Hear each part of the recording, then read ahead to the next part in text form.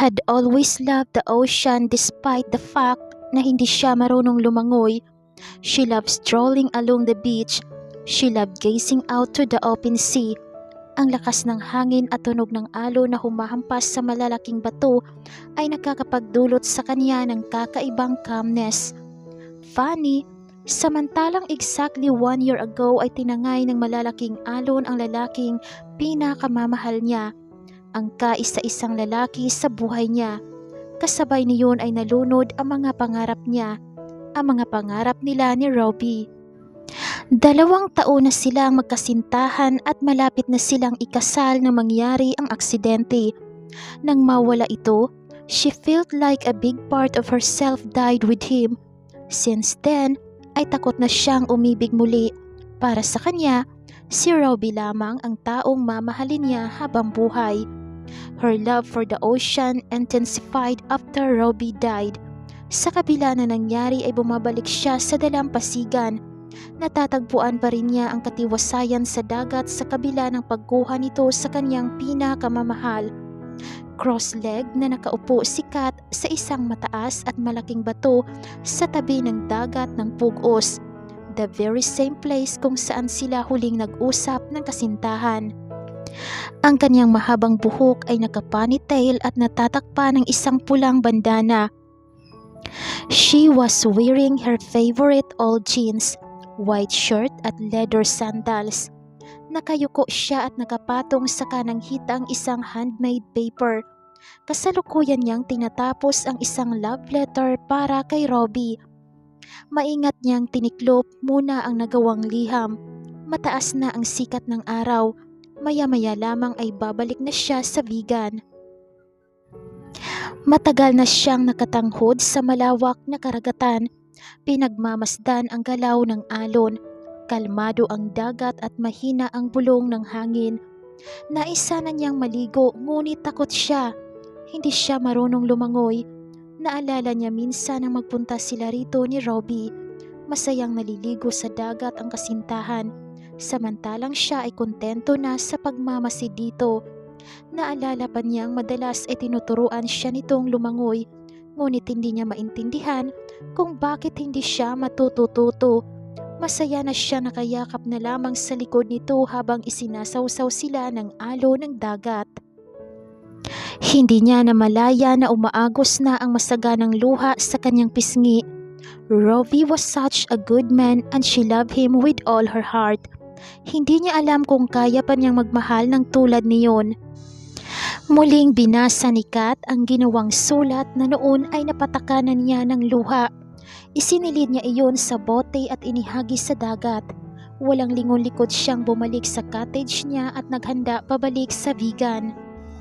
Wala siyang kaalam-alam na ang ginawang sulat ay hindi naglakbay ng malayo. Isang malakas na alon ang nagbalik nito sa pampang ng dagat bago ito kinupkop ng puting buhangin.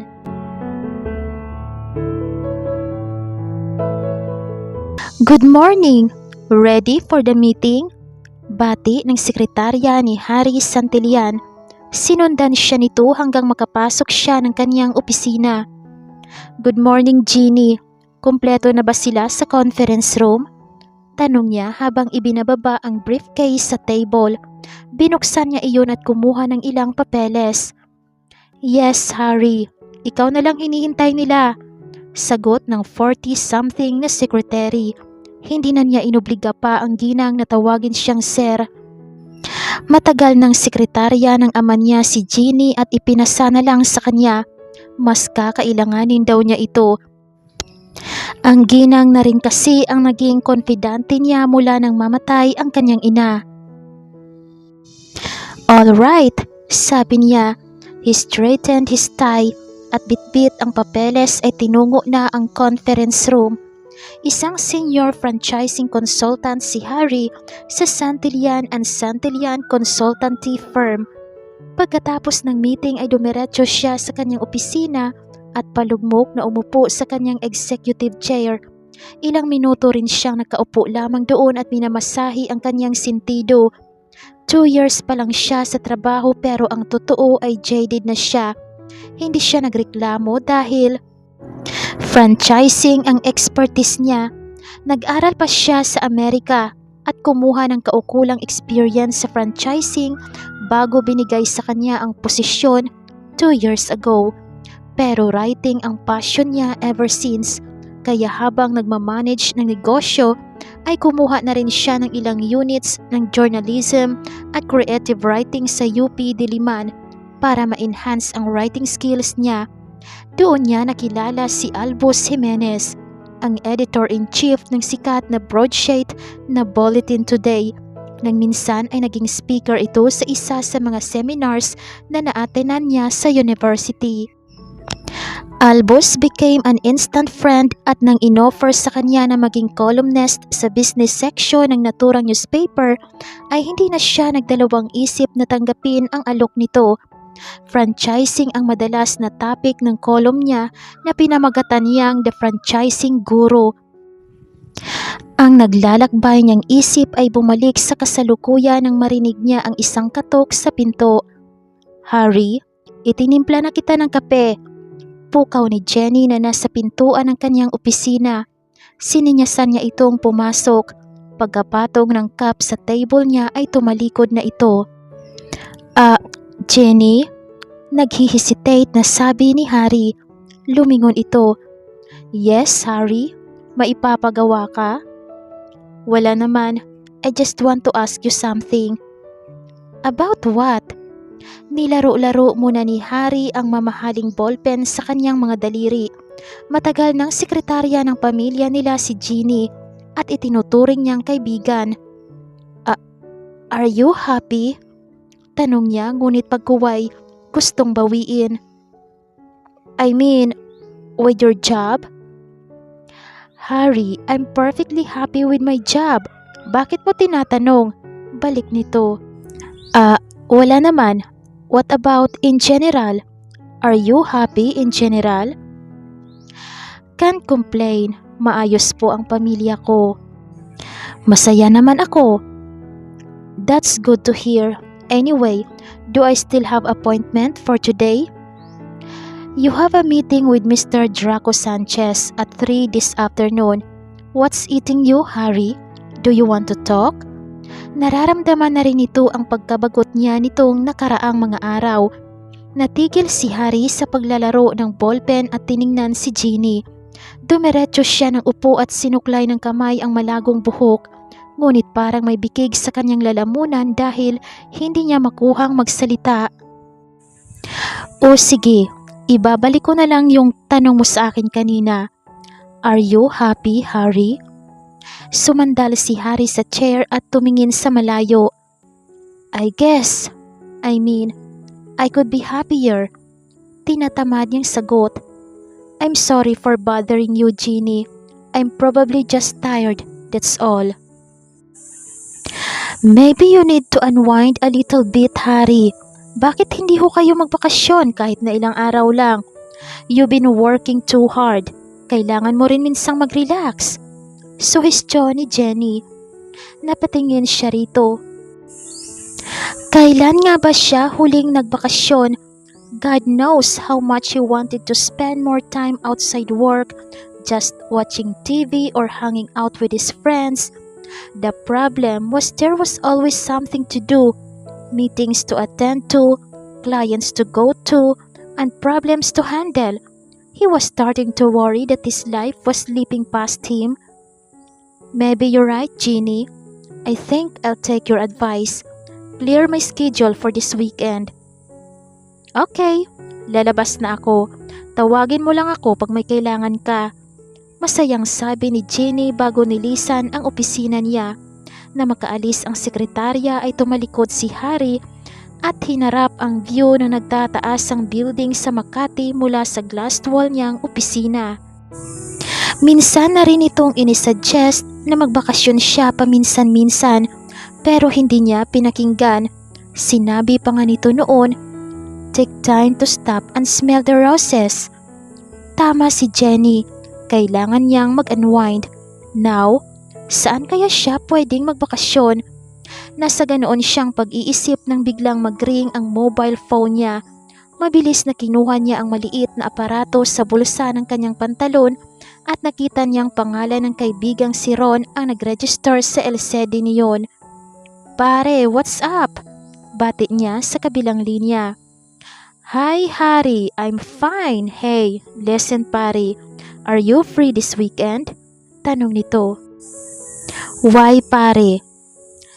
Pare, binyag na ng panganay ko this weekend at ninong ka. Ipinadala ko ng invitation pero tumawag na rin ako para masiguro ko na darating ka. You can also take a vacation while you're here. Okay dito, walang gaanong turista sa mga panahong ganito. What do you say pare? Sa Viga nakatira ang kaibigan kasama ang asawa nitong si Lindsay na tubo roon. Pare, okay ang timing mo. May balak nga akong magbakasyon.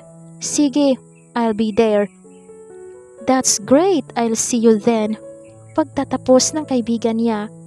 Tama, sa Vigan ako magbabakasyon. Sabi niya sa sarili. Hindi pa siya nakakarating doon. Dapat sana ay noong kasal ng kaibigan niya 2 years ago. Ngunit wala siya sa Pilipinas na mga panahong iyon at nasa Amerika at kasalukuyang tinatapos ang kanyang MBA program sa Stanford Graduate School of Business. Nakangiting umikot siya pabalik sa desk at ipinatong ang mobile phone sa mesa niya. Pagkaraan ng ilang segundo ay nagring muli iyon. Kinuha niya iyon at sinagot. "Hi darling," bati ng isang babae sa kabilang linya. "Oh hi, Madison," bati rin niya. Si Madison Chong ang latest na dinidate niya. Isa itong sikat na Phil-Chinese modelo at TV host. "Darling, I want to go shopping. Could you pick me up here at the studio?" Malambing na utos nito. "Jeez, shopping." Naiiling na sabi niya sa sarili. "I'm sorry, Maddie. I can't possibly go with you. Ang dami kong trabaho." Natatawang tugon niya. "Lagi ka namang ganyan. Wala na tayong time together." Nagtatampong saad nito. "I can't just leave my work. Please try to understand that." "So, talagang mas important pa yung trabaho mo kaysa sa akin?" "Of course."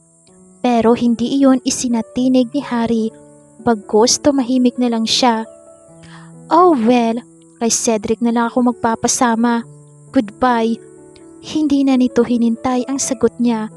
Naiiling na ibinalik ni Harry ang mobile phone sa desk. Magbabakasyon na rin muna ako sa mga babae.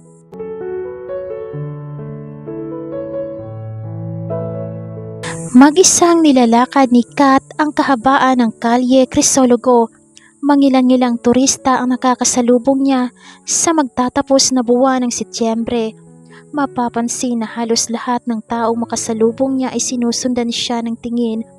Sa taas niyang 5 feet 8 inches, katawan at kutis na maihahalin tulad sa mga modelo, and a face that could launch 1,000 ships, ay hindi makakailang siya ay head-turner talaga. As usual ay nakasuot siya ng puting baby tee, faded dark blue jeans na boat cut at black leather sandal. Nakasabit sa kanyang shoulder ang isang malaking denim bag at bitbit niyang isang plastic ng pagkain na nai-take out niya sa isang sikat na fast food chain. Ang buhok niya ay nakatali sa isang simpleng ponytail na nagpapakita ng kanyang magandang batok. Sa wakas ay huminto siya sa isang kanto. Dito matatagpuan ang shop niyang pinangalanan niyang Vegan Handicrafts and Specialty Store. Isa ito sa hanay ng mga souvenir shops sa pamosong kalye na iyon. Ang kanyang shop na namana pa niya sa kanyang grandparents ay nag-sell ng mga vegan shirts, keychains, bead necklaces, antique furniture, bracelets, souvenirs made of pottery at sari-saring produkto na gawa sa loom weaving. Binuksan niya ang antigong glass door ng kanyang air-conditioned shop at kaagad na tumunog ang chimes na nakasabit sa itaas niyon. Napalingon ang store assistant niyang si Rita mula sa pag-aayos ng display sa isang rack. "Hi, Kat!" Nakangiting bati nito. Nagpatuloy na ito sa ginagawa. Hi Rita, I brought you lunch. I hope hindi ka na nagdala ng baon mo. Nakangiti ring sabi niya sabay taas ng hawak na plastic bag. Thanks, buti na lang hindi ako nagbaon. Sagot nito. Nag-inventory na ako kanina at konti na lang ang mga friendship bracelets. Sobrang mabenta sa mga estudyante. Sabi nito habang nagsasalansa ng mga paninda sa istante. Sa mga produkto nila, ito lang ang madaling maubos. That's great. Sige, gawa pa ako ng marami ngayon. Aalis ako a bit later. Dadaan lang muna ako sa Memorial Park at pagkatapos ay gagawa na ako ng bracelets. Sagot niya habang inilalapag ang bag sa maliit na table sa sulok ng shop. Umupo siya sa swivel chair doon. Kinuha niyang ilang bills na nasa ibabaw ng mesa at pinag-aralan iyon. Tumigil sa pag-aayos si Rita at umupo sa silya sa harapan ng table niya. Kat, 2 taon nang wala si Robbie. Don't you think it's about time na mag-move on ka na with your life? Magmula nang mamatay si Robbie ay nakagawian na niyang pumunta once or twice a month sa Memorial Park kung saan ito nakalibing. Lingi din sa kanilang kaalaman ay gumagawa siya ng love letter for Robbie na inilalagay niya sa bote at ipinaaalon sa dagat. No, hindi pa siya nasisiraan ng bait at iisiping makakarating iyon kay Robbie. Iyon lang ang napili niyang outlet to somehow release all the pain that was balled up inside her. She was strong to have overcome the pain of losing Robbie. Iyon ang alam na nakakarami. Pero deep inside ay hindi pa rin siya nakaka-recover from her loss. There were nights na nakakatulugan na lang niya ang pag-iyak. There were days na wala siyang ginawa kundi ang mag-daydream of what her life would be like with him beside her. Papunta rin kasi ako sa tourism office kaya naisipan ko na ring dumaan muna sa Memorial Park since on the way naman yun. Sabi niya, bukod sa pagmamanage ng shop, ay na-hire siya bilang executive director ng tourism board ng Vegan. Siya ang nag-handle ng brochures and other information materials. Malapit siya kay Rita, pero hindi niya masabi rito ang niloloob niya. Sa katunayan, hindi pa niya kayang pag-usapan ang nangyari kay Robbie at nirerespeto naman iyon ng babae, maging ng buong pamilya niya at mga kaibigan. Talaga lang may kakulitan ang store assistant niya. Ikaw ha, iniiwasan mo na naman ang topic of conversation natin. Bakit kasi hindi mo nasagutin yung naliligaw sa'yo para masaya na ang kwentuhan natin? Kulit nito na ipinatong ang siko sa mesa at parang inosenteng batang matamang nakatingin sa kanya. Napabuntong hininga si Kat. Kung yung love life mo na lang ang pagkukwentuhan natin. Ha! Mas lalong madrama ang love life ko kasi wala ako noon kaya nakakaiyak. Malamang maging matandang dalaga ako nito. Hindi na nakuhang sumagot ni Kat dahil biglang may pumasok na customer sa shop. Maagang narating ni Harry ang Vegan Ilocosur. Madali namang natagpuan ng binata ang bahay ng kaibigan dahil malapit lamang iyon sa kabisera ng bayan. Maingat niyang inipark ang kanyang Black Ford Expedition sa gilid ng kalsada. Bit-bit ang bag at regalo na pinabili niya sa sekretarya ay tinungo na niya ang bahay ni Ron. Mangilan-ngilan pa lang ang taong nandoon. Karamihan ay waiters at mga tutulong na sobrang busy sa pag-aasikaso ng handa. 12:00 ng tanghali pa ang binyaga na gaganapin sa St. Paul's Cathedral. Namataan siya ng asawa ni Ron na si Lency habang papasok siya sa bakuran. Kasalukuyan nitong chine-check ang mga nilalagay na mantel sa mga tables. Harry, you're here! Sigaw nito. Lumapit ito sa kanya. Hinalikan niya ito sa pisngi. Medyo napaaga ang dating ko ah. Where's Ron? Nakangiting sabi niya. Nasa loob, inaalagaan mo na si Colleen. Naku, ang cute ng inaanak mo. Let's get inside para makapagpahinga ka na. Ikiniya na siya nito sa loob ng bahay.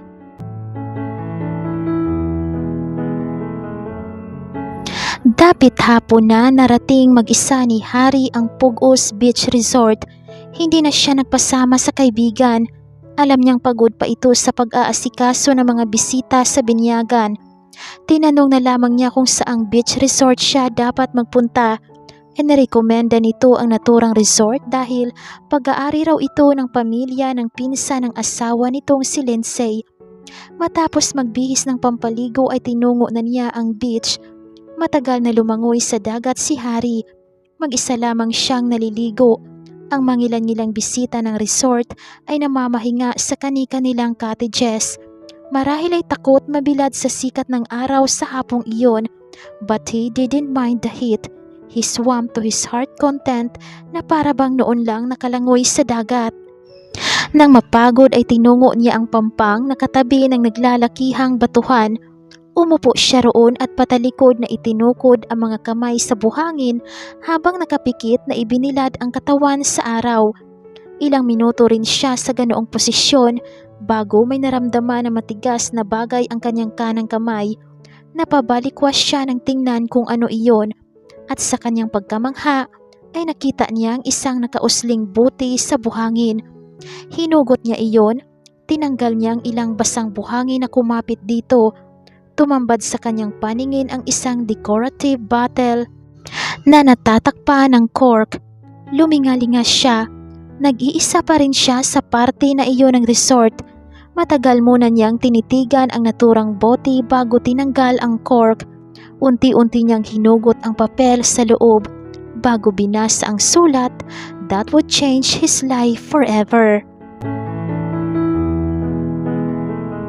January 7, 2004. Dear Robbie, my love, where do I begin? How can I even begin to tell you what I am feeling now? 2 years have passed since the night my heart was broken, since that cold January night when my life was changed forever. Now that you're gone, nothing but my memories of you keep me warm inside. Memories locked within my heart for you to open. I am waiting, longing, praying that one day you will return and we can make beautiful memories once again. But even as I wait, I see the sunset into the horizon and my heart sinks with it. Last night, in my dreams, we were walking along the Pugos beach and you were holding my hand. You stopped and looked at me. You slowly touched my face. You said you were happy where you are now. You released my hand and smiled at me. Then you walked towards the ocean. I tried to run after you, but I was pushed by invisible waves and the distance between us grew and grew till I could see you no longer. Oh, Robbie, how I miss our walks at the Plaza Burgos, our meaningful talks while strolling along the white sand beach of Pugos, our going to church on Sunday at St. Paul's Cathedral. But most of all, I just miss you so much. There are times when I imagine hearing your voice telling me you will never leave me. Then I would wake up to the realization that you are lost to me forever. I cry myself to sleep every single night. There's nothing more than I long for than to be in your arms again. Love, please come back to me. Please come and take away this pain lodged deep in my heart. Come back and bring light to my dark world. I love you and I will never be the same without you. You've touched my soul as no one else have or ever will again. In my heart, our memories together will always remain alive.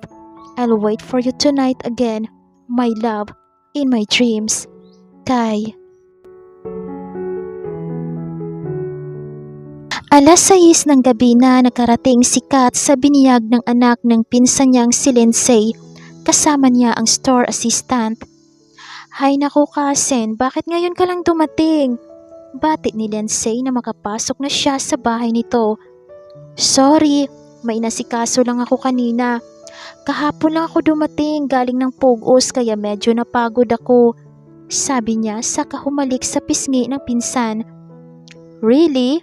Sabad ni Ron na sumalubong na rin sa kanila. Nandun ngayon si Harry. Doon ko nga pinapunta sa resort nyo. Sayang sana na meet up mo yon. Single pa yung kaibigan ko na yon. Nakangising dagdag nito. Maybe some other time. Tinatamad na sagot ni Kat. O siya, tenang mag-dinner. Nandito nga pala yung parents mo kanina, kakaalis lang nila. Sabi ni Lency bago sila iginiya ni Rita papunta sa dining room.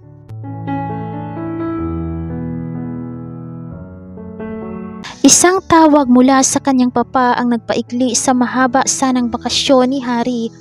Biglang nagpatawag ito ng board meeting at kailangang naroon siya. Kaya wala siyang nagawa kundi ang bumalik na sa Manila. Nang hinayang ang kanyang kaibigan sa naantala niyang bakasyon. Pare, you just got here. Halos hindi ka pa nakakapag-relax. Sabi ni Ron habang pinapanood siyang i-load sa sasakyan ang gamit at mga pasalubong. I know, bad trip nga. Babalik na lang ako para ituloy ang bakasyon ko. Sabi niya saka tinapik si Ron sa balikat. Asahan ko yan, maipapakilala pa naman ako sa'yo. Nakangising sabi nito. Isang malakas na tawa ang pinakawalan niya habang sumasakay sa driver's seat.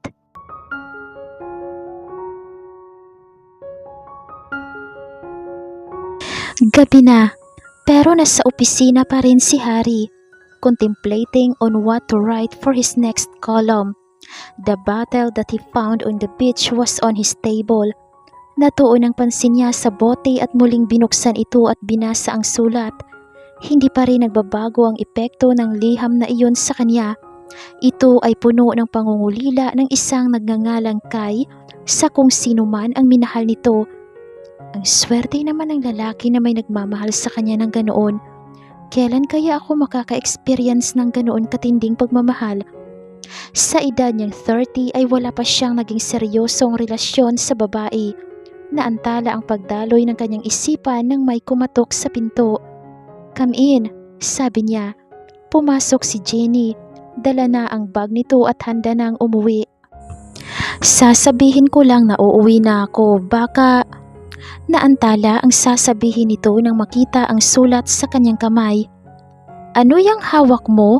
Huwag mong sabihin may nagpadala pa sa iyo ng love letter. Tukso pa nito. Hindi para sa akin to. Here, you read it.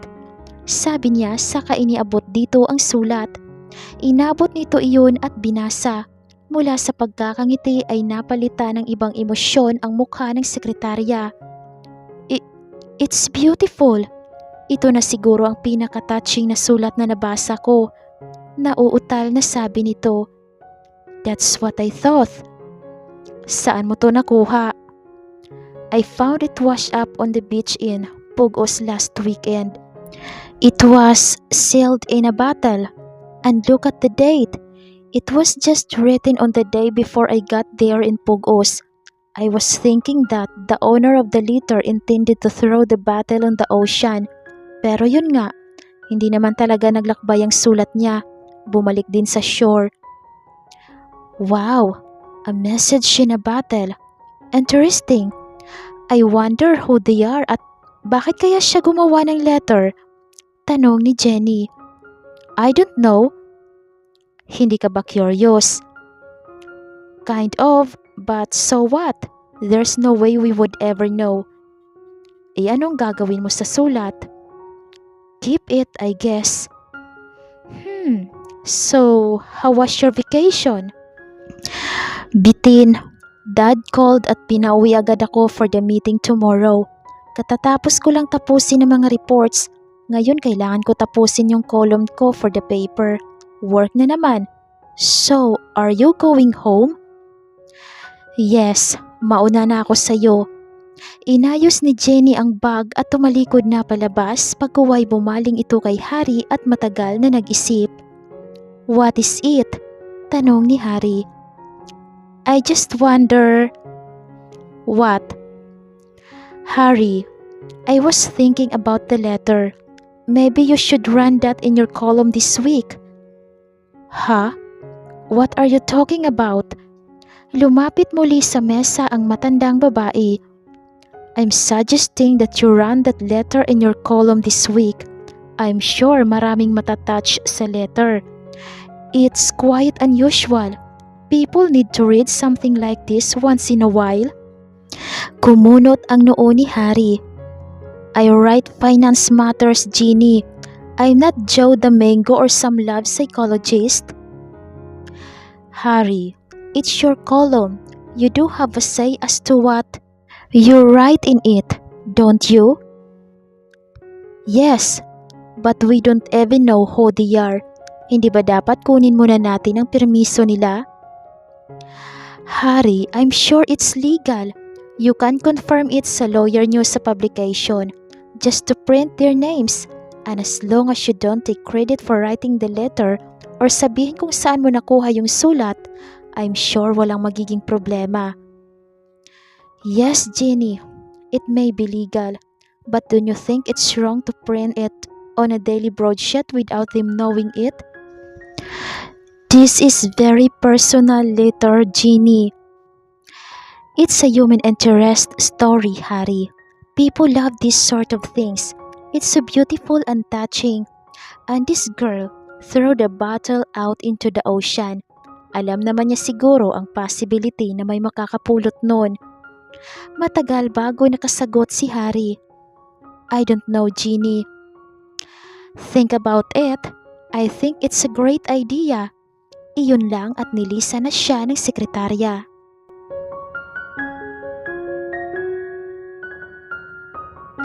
Harry found himself wondering about Kai kung iyon man ang tunay nitong pangalan na gumawa ng sulat. Hating gabi na at hindi pa rin niya nasisimulan ang kanyang column. Inuwi na nga niya ang trabaho sa condo unit kasama na rin ang sulat na iyon. And who was Robbie?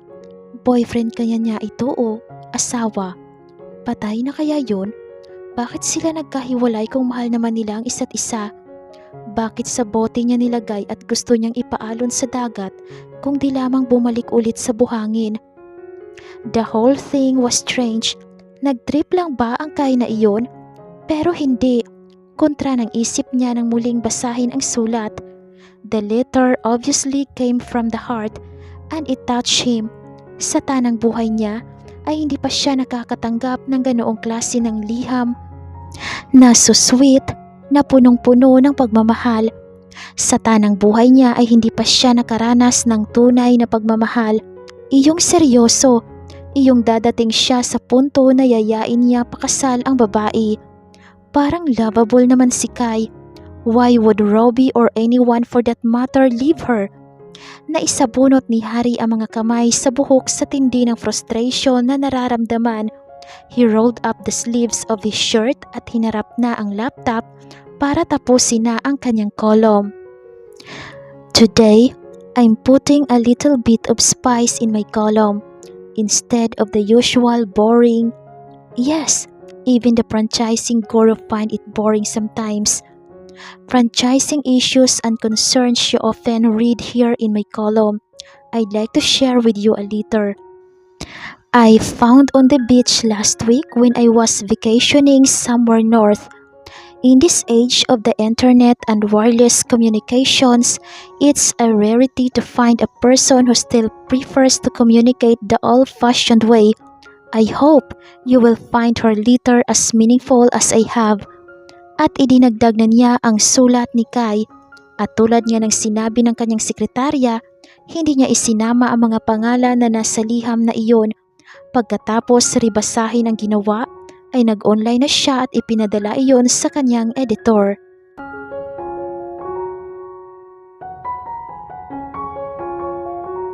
Nasa office si Harry nakatalikod at looking out the window. Pinaglalaroan na naman niya ang mamahaling ballpen sa daliri. Got a minute pare, pukaw ni Albus, ang editor-in-chief ng Bulletin Today. He was standing in the doorway. May hawak itong isang duffel bag. Humarap siya. Ikaw pala, Albus. Have a seat pare. Umupo ito sa silya sa harapan ng mesa niya at nagdikwatro. Hindi ka ba magla-lunch pare? Nag-lunch out na sekretary mo kaya nag-barge in na lang ako. Ngumiti si Harry. It's okay pare. You want to have lunch? Medyo nagugutom na nga ako. May tinapos lang ako kanina. Okay, pero let me tell you first the good news. Okay, what is it? Tumayo ito at kinuha ang duffel bag. Ibinuhos nito ang laman niyon sa kanyang mesa. Napuno ang table niya ng mga sulat. Napatayo siya sa kanyang kinauupuan. Gulat na gulat. Pare, your last column was a hit. People have been talking about it like crazy. We've been getting phone calls and emails asking for the girl's number and address. My goodness. At tingnan mo naman ang mga sulat na dumating para sa'yo. Excited na sabi ni Albus. Kumuha siya ng isang envelope at binuksan niyon. I was a bit bothered writing about it in the first place. What if the letter writer suddenly shows up and sues me? Don't worry about it. Hindi mapipinpoint sa kanya yung letter dahil walang name at address. Baka nga matuwa pa sa'yo dahil naging instant celebrity siya. I don't know, pare. Here's the thing, Harry. I met with my staff kanina and they are suggesting that you should make a follow-up on this. What do you mean? Takang tanong ni Harry habang iniaayos ang mga sulat na nagkalat sa kanyang mesa. You should write an article about this woman. Bakit siya nagpapadala ng love letter in the bottle? What happened to the guy? Tamang-tama. Valentine's na next month. Sagot ni Albus. Don't be ridiculous, Albus. I don't even know where to find her. Exasperated na sabi ni Harry. Maybe you can come up with something, Harry. It's a good idea. It'll be a great human interest article. At this time and age ng uso ay texting at chatting sa internet, mas pinili pa ng babae na ito na sabihin ang nilalaman ng puso niya sa isang love letter na isinilid sa bote at ipaanod sa dagat. Aren't you just a little curious to know why, Harry?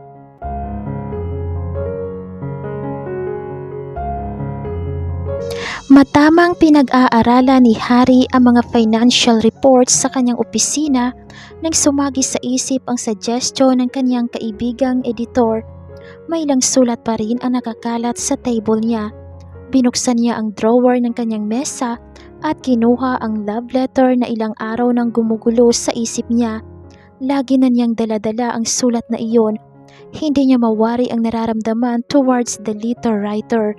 She was obviously deeply in love with the guy, but for some reason, she was now alone.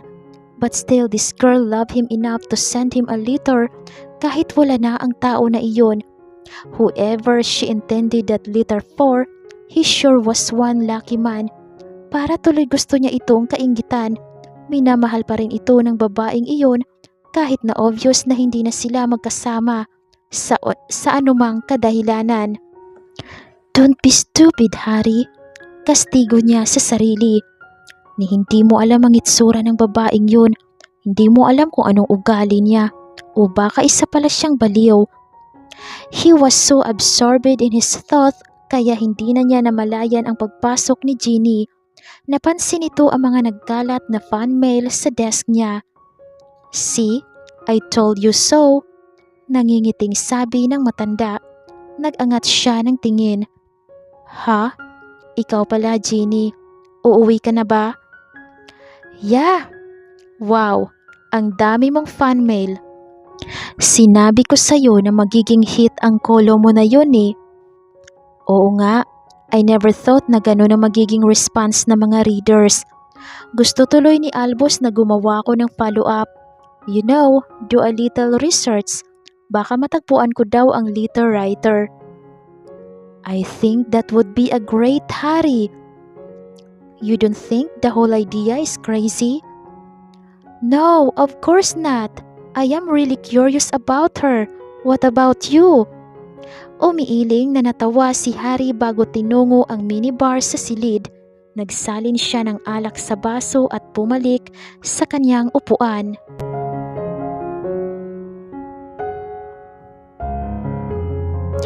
Isa-isang nilalabas ni Kat ang handmade bracelets na nakadisplay sa estante ng kanyang souvenir shop. Pagkatapos ay kinuha niya ang basahan sa ibabaw niyon at nilinis ang loob. Hindi nakapasok ang katiwala niya dahil masama ang pakiramdam kaya nag-iisa siya sa shop. Kasalukuyan niyang binabalik ang mga bracelets sa estante nang tumunog ang chimes sa pinto, senyales na may dumating na customer. Nag-angat siya ng tingin at muntik nang napanganga sa lalaking nasa pintuan. Nakasuot ito ng yellow Lacoste polo shirt at khaki pants. Ito ang tipo ng lalaki na dapat ay nasa GQ ang mukha. "I'm sorry, did I startle you?" Tanong ng binata pagkatapos ay ngumiti ito. Ang nakakapanglambot ng ngiti nito ang nagpabalik sa katinuan niya. No, of course not. Can I help you with something?" Nauutal niyang sabi. Ipinilig niya ang ulo. Nakakakita na naman siya ng mga gwapong lalaki before at si Robbie ay gwapo. Pero hindi niya malaman kung bakit ang isang to ay nakatayo sa harapan niya ay tila nakakapagpataranta sa kanya. "Okay lang ako. Tumitingin lang ako ng souvenir items for my friends," sabi nitong habang diretsong nakatitig sa kanyang magandang mukha. She just smiled at him. Lumabas ang pantay-pantay at mapuputi niyang ngipin. "Damn, she's so beautiful," sabi ni Harry sa isip habang nakamasid naman sa dalaga. Ang maamong mukha nito, makorbang katawan at muri ng kutis. She was a sight to behold. Natutuwa siya at pumunta siya sa store na iyon. Nakalimutan niya panandali ang kanyang pakay sa pagpunta sa vegan. Sa katunayan ay kanina pa nga sumasakit ang kanyang ulo. Hindi niya alam kung ano ang nagtulak sa kanya upang iabandona ang kanyang trabaho sa Maynila at sumugod sa vegan para lamang malaman ang identity ng letter writer ng sulat na napulot niya sa beach. Maybe curiosity got the best of him, or maybe Albus and Ginny were right. It would be good human interest article. "You need this, man," pangungumbinsi ni Harry sa sarili. "Ito na siguro ang kailangan gawin mo para magkakulay naman ang boring mong mundo." At nang magdesisyon siyang hanapin ang letter writer na si Kai, ay kaagad niyang na-conclude na sa vegan lamang nakatira ang babaeng iyon. Una ay dahil sa pug o speech niya natagpuan ang sulat the same day na naroon siya, which meant na hindi talaga natangay ng alon ang sulat na nakasilid sa bote.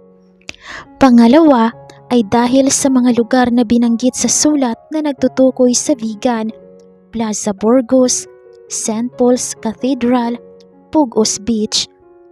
Mabuti na lamang at hindi gaanong nagtaka si Ron dahil kaagad siyang nakabalik sa probinsya. Inisip na lamang marahil nito na seryoso siya nang sinabi niya rito na babalik siya para ituloy ang kanyang bakasyon. "Well, feel free to look around," narinig niyang sabi ng babae. Nginitian niya ito at lumingalinga muna sa shop. Nagandahan siya sa designs ng souvenirs t-shirt na nakadisplay. Pumili siya ng isa. Nakita rin niya ang sari-saring items na gawa sa loom weaving towels, blankets, table runners, and clothing materials with ethnic Ilocano designs. "Kayo ba ang gumagawa nito?" tanong ni Harry habang hawak ang isang blanket. "Ah, oo. Malapit lamang dito ang paggawaan," tanging nasabi ng babae. "Impressive. Okay, kukuha na rin ako nito, pati na rin yung mga towels and table runners," sabi niya sabay turo sa display. Pinagmamasdan niya ang dalaga habang isinisilid nito ang mga ipinamili niya sa paper bag. "So, taga dito ka talaga sa vegan?" Pagkuway tanong niya. "Yes, I live here all my life. Actually, I studied abroad for a couple of years, then went back here and started this business. How about you? Are you here on vacation?" Tanong din ng babae. "Yes and no. I was just here 2 weeks ago for a vacation. This time around, I came back to do a little research. I'm writing an article. Oh, cool! You're a travel writer? Tanong ng babae. Something like that. Hindi masabi ni Harry ang totoong pakay niya sa pagpunta sa vegan. I'm Harry, by the way, and you are?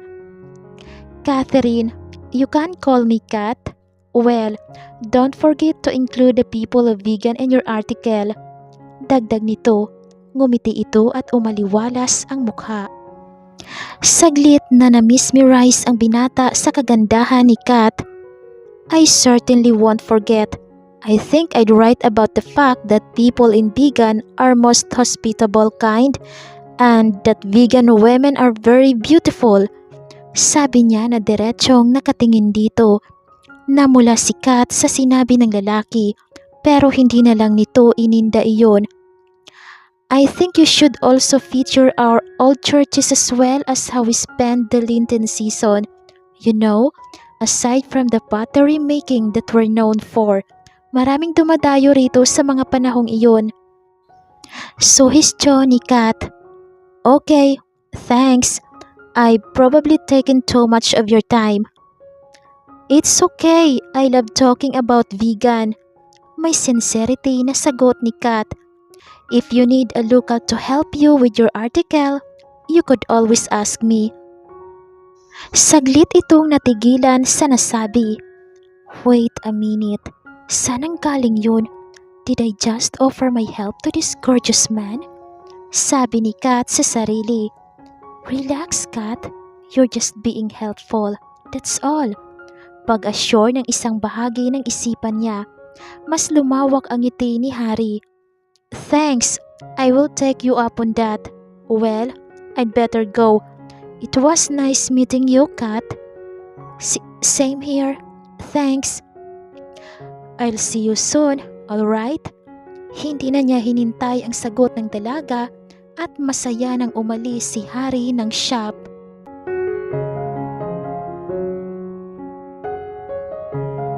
He's really charming, sabi ni Kat sa isip. Pagpasok pa lamang ng lalaki sa store niya ay may kung anong magneto na ang humila sa kanya at hindi na niya maialis ang tingin niya rito. Angkop na angkop kay Harry ang deskripsyon na tall, dark, and handsome. Watch it, Kai. Kastigo niya sa sarili. He's probably one of those bakasyonistas na ang hapo lang ay flings with the local women. Not that she was willing to be a victim. Although a part of her was excited at the possibility ng muli nilang pagkikita ni Harry, another part felt like there was something wrong with the whole thing. She knew there wasn't any reason to feel guilty, but still, hindi mawala ang pakiramdam niya na iyon. Napukaw ang pag-iisip niya nang tumunog ang telepono. Kaagad niyang sinagot iyon. Hey, cousin, anong ginagawa mo? Bati ni Lindsay sa kabilang linya. Not much. Anong balita? Wala naman. Would you close the shop early? Dito ka sa bahay mag-dinner. May bisita rin kami that I'd like you to meet. Sure thing, Lindsay. Sinong bisita niyo? Tanong niya. It's a surprise. Natatawang sabi nito. I'll see you later. Iyon lang at ibinaba na nito ang aparato.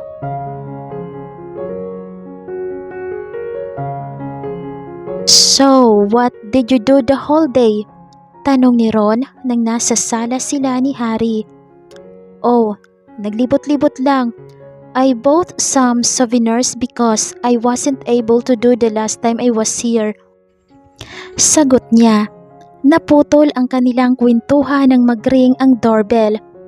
Excuse me pare, that must be Kat, my wife's cousin. She'll be joining us for dinner. Tumayo si Ron at binuksan ang pinto. Hi there, Ron. I brought us some fruits. Bati ni Kat, sabay bigay rito ang basket. Thanks. Come in. Ipapakilala kita sa kaibigan ko. He led her to the living room. Nagulat ang dalaga nang makita si Harry. Hey, Harry! I'd like you to meet Kat. Kat, si Harry, my buddy. Pakilala ni Ron sa kanilang dalawa.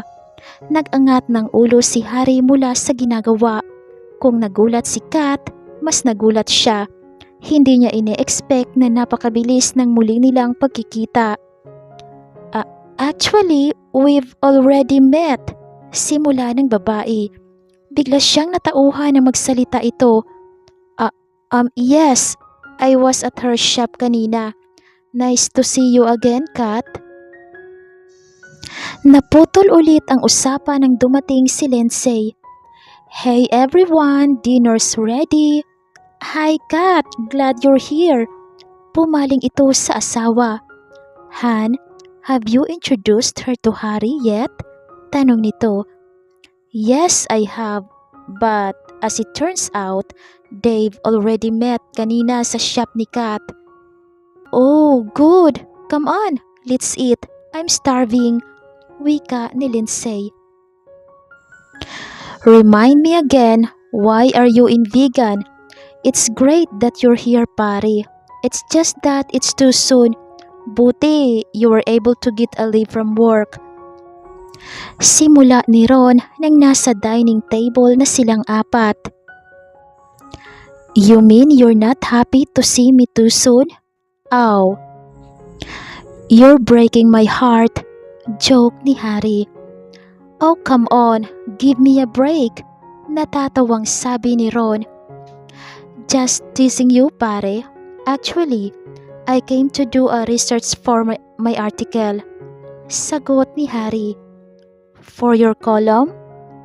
No, I'm doing a travel feature. Nagdesisyon siya na huwag mo nang sabihin sa mga kaibigan ang tunay na pakay niya sa pagpunta roon. I am writing about vegan. Really? Singit ni Lindsay. Kat here is with the Tourism Council of Vegan. Maybe she can help you out. Hindi ba, cousin? Ha? Parang biglang naumid ang dila ni Kat. Sige na, Kat. Samahan mo na si Harry sa iba't ibang tourist spots sa atin. Total naman matagal-tagal ka na hindi nakakalabas and all. Your assistant can take care of the shop. Susog pa ng pinsan. Actually, sinabi niya kanina na tutulungan niya ako sa article ko. Sabi ni Harry. Bumaling siya sa dalaga. Hindi ba, Kat? Nangingiting tanong niya. Oo nga pala. Pasensya ka na, nakalimutan ko na. So, it's settled then. Usap na lang kayo, Harry. Saad ni Lindsay. Wala na ring nagawa si Kat kundi pumayag na tulungan si Harry. Ipinagpatuloy ng apat ang pagkukwentuhan sa den. Naantala lamang iyon nang dumating ang yaya para itanong kung anong vitamins ang ipapainom sa anak ni Ron at Lindsay. Nagpaalam ang mag-asawa para tingnan ang anak. Naiwan sina Harry at Kat. So, why vegan? Umpisa ng dalaga. Ha? I mean, bakit vegan ang napili mo na i-feature na place? Ikaw ba ang nag-decide nito o yung editor mo? Paliwanag ni Kat. Actually, I write a column for Bulletin today. I just write features articles from time to time. Nagustuhan ko ang vegan noong unang pumunta ako dito. So I suggested to my editor kung pwede ako magsulat ng isang travel article. Then, he gave me the go signal. And so, here I am. Nag-mental note ang lalaki na itutuloy na rin ang pagsulat ng article about vegan. I read your newspaper but I haven't come across your column yet, sabi ng dalaga. It's actually on the business page. I write franchising issues and stuff. Paliwanag ni Harry. That explains it. I don't usually read the business page. I just read the headlines, news, entertainment, then the comics. Natawa si Harry. Really? You read the comics? Tanong niya. Bakit? What's wrong with that? Tanong din ni Kat. Wala naman. You don't look like the type na mahilig na magbasa ng comics. Natatawang tugo ni Harry. Really? Sige nga. What type am I? Hamon ni Kat. You know, probinsyana type. Mahinhin. Ha! You shouldn't make assumptions about me, Harry. You obviously don't know me. Then I have. Let me see. 2 weeks to get to know you, and you'll get to know me as well. Tumahimik na lamang si Kat. Wala siyang maisip na itanong o topic ng conversation na maaari nilang mapag-usapan. Dati-rati ay wala siyang problema makipag-usap sa bagong acquaintance. Hindi niya alam kung bakit parang nai-intimidate siya sa isang to. Must be his dreamy eyes of his gorgeous looks, isip niya. She should not act this way. Muli niyang tiningnan ang lalaki. Dapat remedyohan niya ang hindi komportableng sitwasyon nila. He was just staring at her and there was an awkward silence between them. So, magtititigan na lang ba tayo magdamag? Mataray na sabi pero nagbibiro lang na sabi ni Kat. Forgive me for staring. It's just that... What? Untag ng dalaga. Ang ganda mo kasi. Nakangising sabi ni Harry na napasuklay pa sa buhok. Namula na naman siya. This guy is driving me nuts. Hindi pa nakakaisip ng isasagot ang dalaga nang dumating ang mag-asawa. Hay, salamat. Gulin sa sleep already. So, what have you been talking nang wala kami? Tanong ni Ron nang makaupo. Wala lang. Nakangiting sabi ni Harry. Tumayo na si Kat at tumingin sa relo. It's getting late. Kailangan ko nang umuwi. Ron, Lindsay, thanks for dinner. Sure thing, cousin.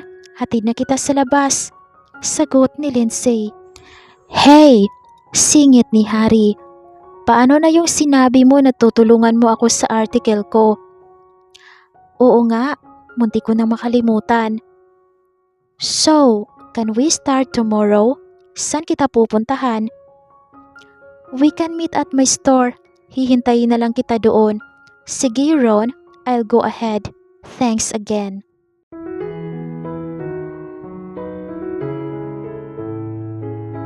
Hindi malaman ni Kat kung bakit kanina pa siya kinakabahan.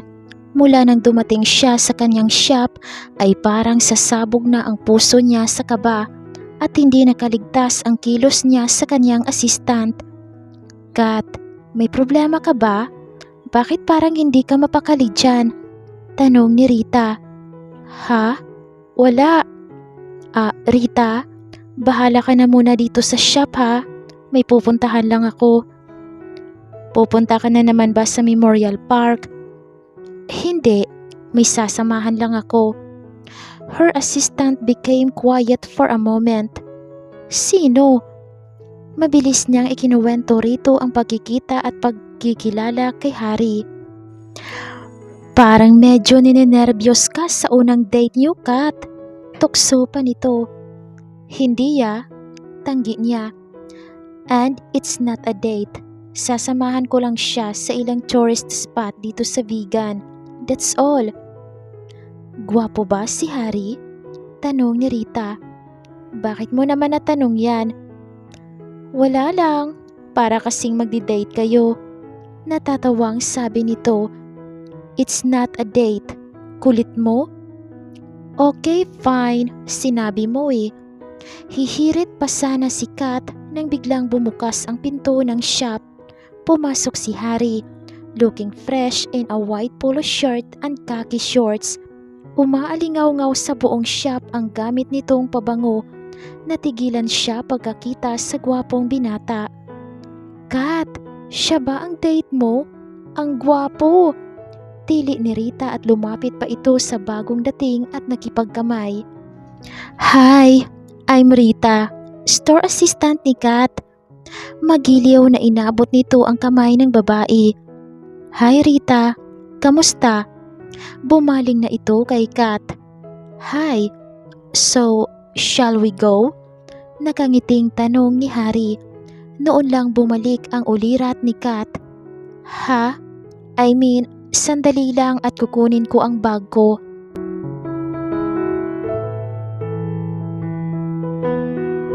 Una nilang pinuntahan ang mga churches sa Vigan. Inuna nila ang Bantay Church kung saan makikita ang Baroque and Gothic architecture. Ang belfry nito ay makikita ilang kilometro ang layo sa simbahan. Ayon sa kasaysayan, ay ginamit itong lookout point for approaching enemies ng panahon ng digmaan. Sumunod nilang pinuntahan ang Santa Lucia Church kung saan makikita ang milagrosong Virgin of Santa Lucia, isang 3 talampakang imahe na nagmula pa sa 18th century na kilala sa buong Ilocos. Namangha ng lubos si Harry sa 17th century image of the Black Nazarene na matatagpuan sa Sinai Charts. Pinaniwalaan ang imaheng ito na siyang nagligtas sa mga tao sa Ilocos nang dapuan ng plague ang lugar noong 18th century. Matyaga si Kat sa pag-explain ng history ng bawat isang lugar na puntahan nila. Nakikinig naman ang lalaki at minsan ay nagtitake down pa ng notes. Ang dala nitong digital camera ay hindi nagamit. Sinabi kasi ni Kat ay nagkuha na siya ng pictures at iyon na lamang daw ang gamitin ng binata. Free of charge. Naamin ito sa sarili na nadaragdagan ang paghanga nito sa dalaga. She was obviously so fascinated with her hometown. Nakakahanga na sobrang proud siya sa kinalakhang lugar. Hindi tulad ng iba na wala nang masabing mabuti sa lugar kung saan sila nagmula. You know, Ilocos Sur was dubbed as the heritage village of the Philippines. Before the advent of the Spanish regime, settlements already existed along the coves or luok in the northern part of Luzon. Ang tawag sa mga settlements na ito ay Ilocos at na-discover ito ng group ni Juan de Salcedo in 1572. Vigan also became the seat of the Archdiocese of Nueva Segovia and was called Ciudad Fernandina in honor of King Ferdinand of Spain.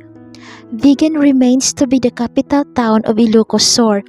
Noong 1818 ay na-divide ang Ilocos into 2 provinces, Ilocos Sur at Ilocos Norte.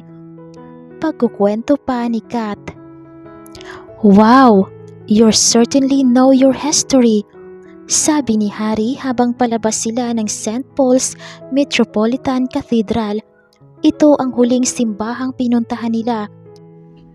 Sa cathedral na ito madalas magdaos ng mga religious festivities na dinadayo pa ng hindi tubong Ilocos. Siyempre naman, dito na ako lumaki. Kahit noong nag-aral pa ako sa London, ay twice a year akong umuwi dito sa amin. Masyado akong nahuhomesick. Namataan ni Harry ang hanay ng mga karenderya sa labas ng simbahan. Nagtitinda rito ng mga empanadas na isa sa mga specialties sa Vigan. Biglang kumulo ang tiyan nito at naisip na magmerienda roon. Kahit na lumaki ito sa yaman, ay hindi ito kailanman namimili ng kakainan. Ang problema nito ay si Kat. Kat, pwede ba tayong mamasyal sa Plaza Burgos? Gusto ko sana matikman ang mga empanadas doon. Yaya ni Harry. Natigilan si Kat. Hindi siya makasagot dahil nanumbalik ang isang alaala ng nakaraan.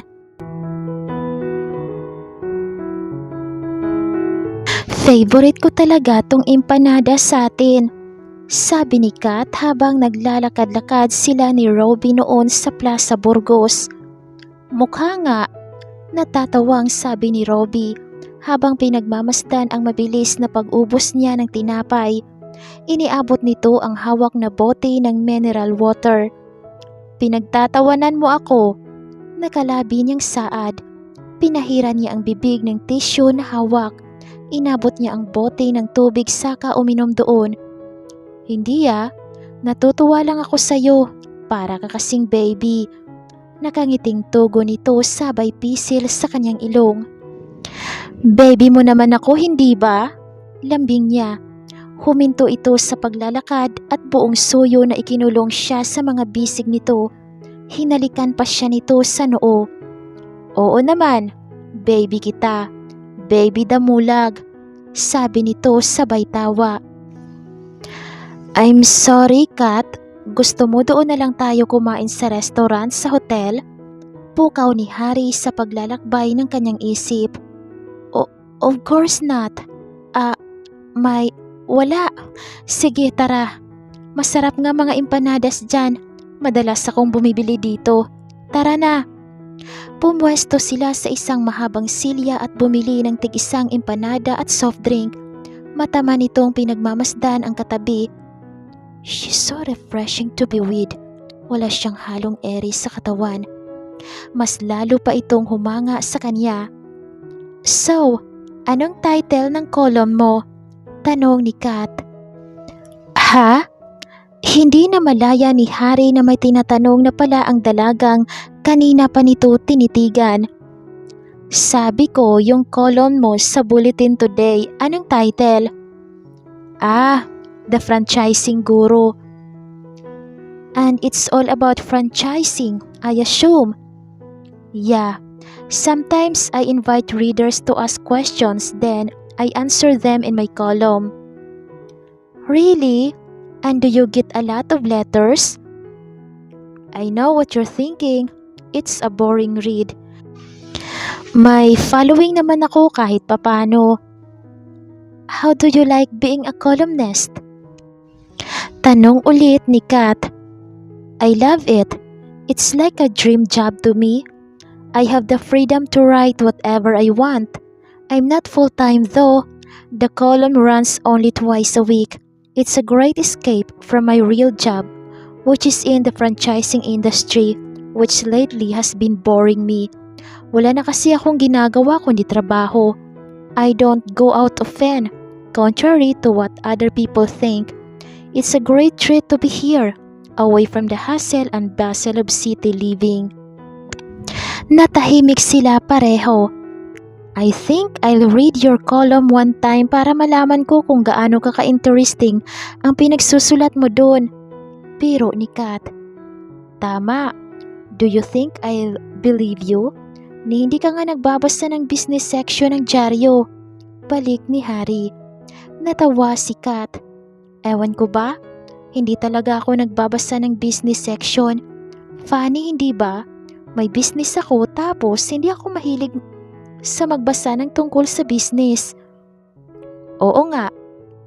Actually, I don't see my shop as a business. It's more like a hobby. Nagpapasalamat ako at kumikita ito at nakakabayad ng bills and everything. I just know the basics in running the business. That's it. Masaya na ako. Wika ni Kat.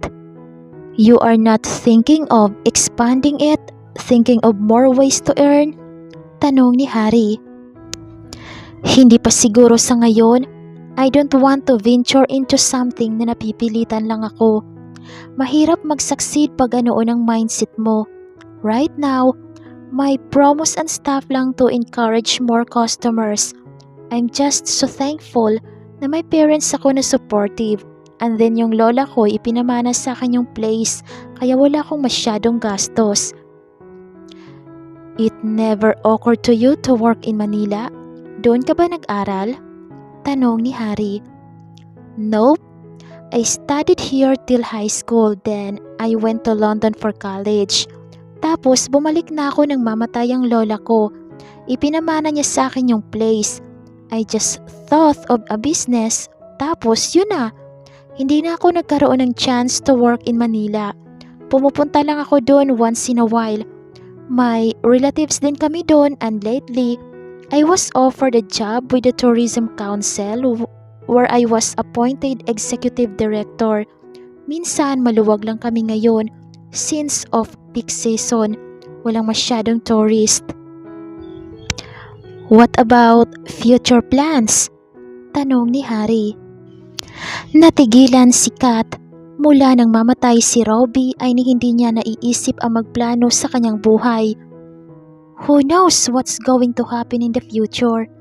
Before, I used to make a lot of plans, but now, wala. I take each day as it comes. Pagtatapos nito sabay tingin sa relo. Oops, look at the time. We'd better get going na. Sumunod si Harry pero may nararamdaman itong maitinatago ang babae at desidido itong malaman kung ano iyon.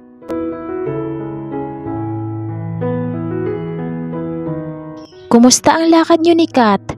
Tanong ni Ron sa kaibigan pagbalik ni Harry sa bahay nila. Okay naman. At ikinuwento ni Harry ang mga ginawa nila ni Kat the whole day. Tumawag nga pala yung sekretary mo kanina. Si Jeannie? Anong sabi? Yes, si Jeannie. Sinabi niyang tawagan mo siya sa opisina. Tumingin si Harry sa relo. Bukas na siguro, baka nakauwi na yun sa bahay. Okay. Ron, may tatanong sana ako sa'yo. Ano yun? May boyfriend na ba si Kat? Nangiti si Ron. Pare, parang alam ko na kung saan patutungo ang usapan na to. Hindi mo ba siya tinanong? Nangiti lang na sabi ni Roy. Umiling siya. Natawa ito. Harry, ikaw ba yan? Bakit parang natutorpe ka yata sa cousin-in-law ko ha? Pare, sagutin mo na lang ang tanong ko. Okay. Ang alam ko hindi pa siya nagkaka-boyfriend ulit since namatay yung huli niyang nobyo 2 years ago. Oh. Pare, are you really into her? Kasi kung fling lang hanap mo, I suggest huwag si Kat. Hindi siya pang ganon. Sabi ni Ron. I know. You mean you're in love with her? Hindi makasagot si Harry. Love? In love nga ba siya kay Kat? Kahit kailan ay hindi pa siya nakakaramdam niyon. I don't know. Hindi kaya bored ka lang sa mga Manilenya kaya naghahanap ka ng probinsyana? Tinawanan na lang niya ang panunukso ng kaibigan.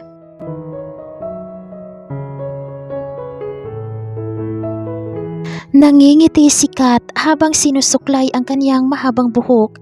Naalala kasi niya ang mga ginawa nila ni Harry sa maghapon. Hindi siya usually attracted sa mga strict at may pagka-conservative na businessman.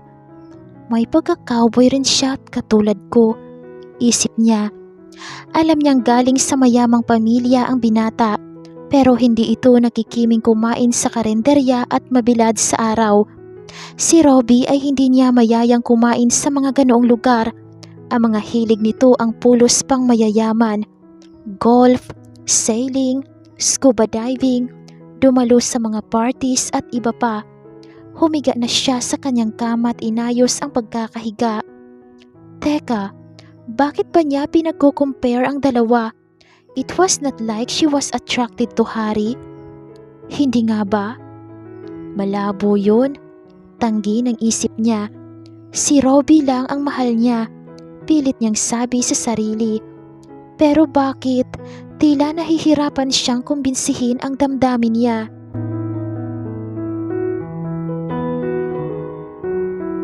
How long are you planning on staying here? Tanong ni Kat. Naglalakad sila ni Harry patungong Padre Burgos House. Dito matatagpuan ang memorabilia ng martyr priest Jose Burgos pati mga Ilocano artifacts at ethnic arts na mga Tingyans. Next week babalik na ako sa Manila dahil baka katayin na ako ng sekretary ko. I'd love to stay longer though. Natatawang sabi ni Harry. Hindi na lamang umimik si Kat. Nagpatuloy sila sa pagbisita sa mga tourist spots sa Vigan. Nagtungo sila sa Crisologo Museum kung saan makikita ang memorabilia ng mga Crisologos at mga original furnishing ng isang typical na Vigan ancestral house. Namangha si Harry sa mga nadadaanan nilang ancestral houses sa Kamistizuan district ng Vigan, ang ancient tiles roof, massive hardwood floorings, balustrades at azoteas sa iba't ibang Spanish, Mexican, Chinese architectural styles. Huli nilang pinuntahan ang Archbishop Palace. Ipinagmamalaki ng palasyong ito ang sliding capice windows at cut-out decorations na floral motifs. Dito matatagpuan ang extensive collection ng mga priceless ecclesiastical artifacts at relics mula sa iba't ibang simbahan ng Ilocos. Gabi na nang ihatid ni Harry si Kat sa bahay nila. Magaan na ang kanyang loob sa binata. Masarap itong kausap at laging nagpapatawa. "Would you like to come in? Dito ka na mag-dinner." Alok ni Kat. Lumawak ang ngiti ni Harry. "Sure, thanks. Okay lang ba? Nandyan ba ang parents mo?" "Okay lang. I haven't entertained visitors in a while." "I'm sure okay lang sa parents ko." "Pwede na rin pag-usapan ang itinerary natin for tomorrow." "Okay, thanks." Nasa dining room na ang parents ni Kat. Sinabi ng katulong na sumalubong sa kanila pagpasok nila ng bahay. Dumiretso na ang dalawa roon para saluhan ang matatanda. Magalang na ipinakilala niya si Harry sa mga ito. Magiliw naman ang naging pagtanggap ng mga ito sa binata. "Taga saan ka, iho?"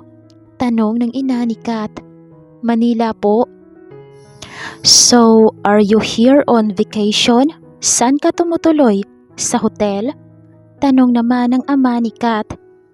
"He's staying at Lindsay's mom," sagot niya.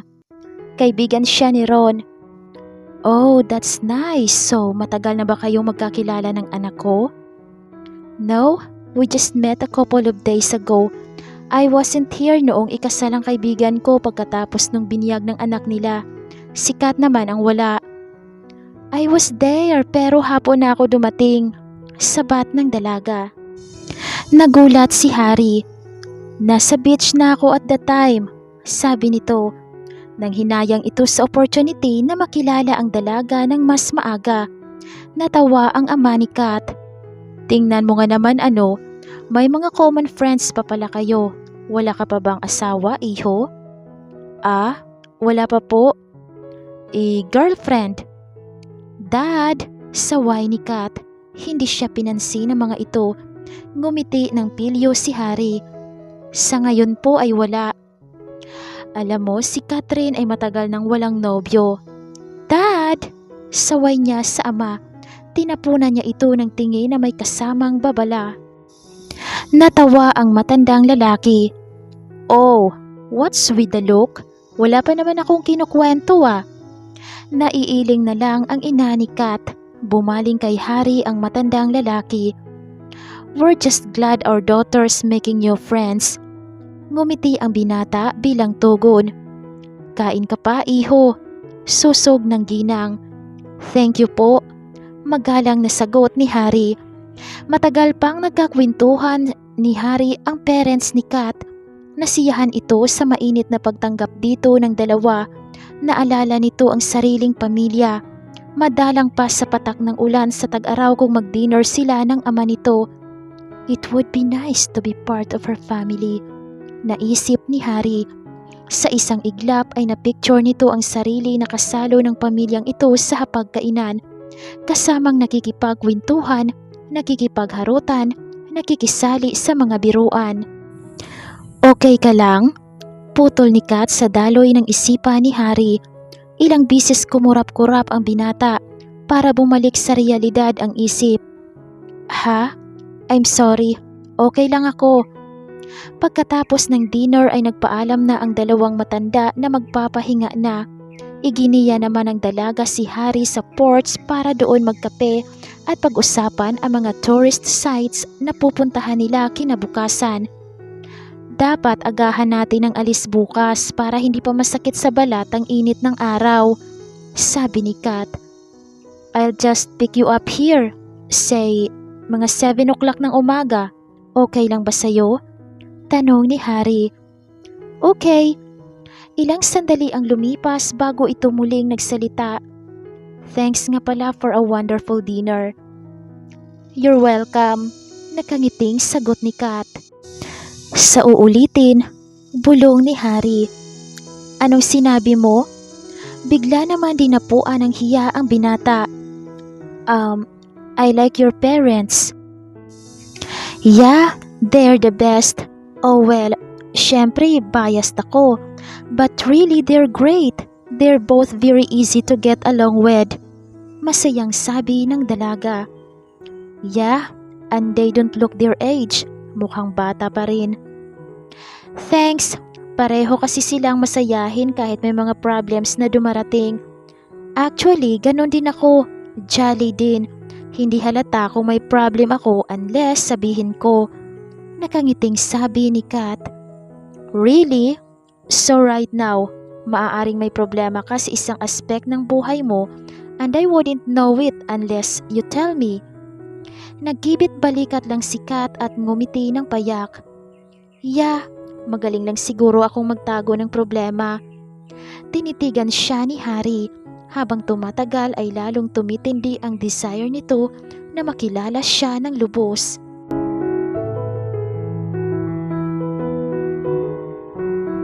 Ang sumunod na araw ay itinakda nila sa mga natural reserves ng vegan. Pinuntahan nila ang ilang falls tulad ng Pinsal Falls. Dito matatagpuan sa Pinsal Falls ang footprint ng legendary giant ng mga Ilocano, si Angalo. Favorite setting din ito ng maraming local films. Kwento ni Kat. Really? Manghang tanong ni Harry. Oo, hindi ko nasasabihin kung anong movie dahil I'm sure hindi ka nanonood ng local movies. Natawa ang binata. Bakit? Ikaw ba nanonood? Tukso nito. Oo, hindi ako bigot na tulad mo. Tumawa siya ng malakas. Natawa ulit si Harry. I like your laugh. Ngayon lang kita nakita na tumawa na hindi pilit. Natigilan si Kat. Kailan nga ba siya natawa ng ganoon? Parang kay tagal na. It felt good laughing with Harry. Nag-lunch sila sa Santiago Cove. Isa itong stretch of golden and beach in Santiago with amenities for picnics and water sport. Tell me more about yourself, Kat. Seryosong sabi ni Harry habang nagpapahinga sila sa isa sa mga cottages. You go first. Ikinuwento ni Harry ang buhay ng nag-iisang anak ng isang mayamang pamilya. His mother died when he was 10. Because his father spent too much time at work, he pretty much grew up alone. He had few good friends hanggang ngayon. He spoke about his college days and his life in the US. Hindi na ito nagkwento ng tungkol sa mga babae at baka mali pa ang impresyon na ibigay nito sa kanya. Okay, your turn, sabi ni Harry. Nagkwento rin si Kat mula pagkabata niya, ang college days niya sa London, maging ang mga hobbies niya. Strangely, she said nothing at all about Robbie, kung bakit hindi niya alam. She felt she was not ready to talk about it yet. Talking about it would mean that she had already accepted the fact that Robbie was gone. Napasarap ang kanilang kwentuhan nang mapansin na papadilim na ang langit. Harry tried to remember kung kailan ito huling nag-date. Kung date man ang maitatawag dito ng ganito. Walang expectations, walang pressure. Most women who went out with in Manila ay lagi may hinahanap na kapalit o kaya kailangan nitong pagtiyagaan ang mababaw na mga kwento. Hindi tulad ng mga sandaling kasama niya si Kat. He found it refreshing. Pareho silang natahimik. He leaned back and ran his hand through his hair. He closed his eyes at pinuno ng hangin ang dibdib. Nang dumilat ito ay nakita nitong iniligpit na ng dalaga ang pinagkainan nila. I think kailangan na natin bumalik. Malungkot na tumango si Harry at tinulungan siya sa pagliligpit. Lumipas na naman ang isang masayang araw sa piling ng babaeng unti-unting napapamahal dito.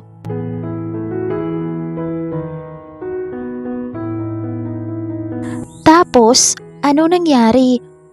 Katulad ng dati, itinukod ni Rita ang elbow sa mesa ni Kat at ipinatong doon ang ulo na may nakapaskil na ngisi sa mukha. Maang natumingin siya sa kanyang assistant.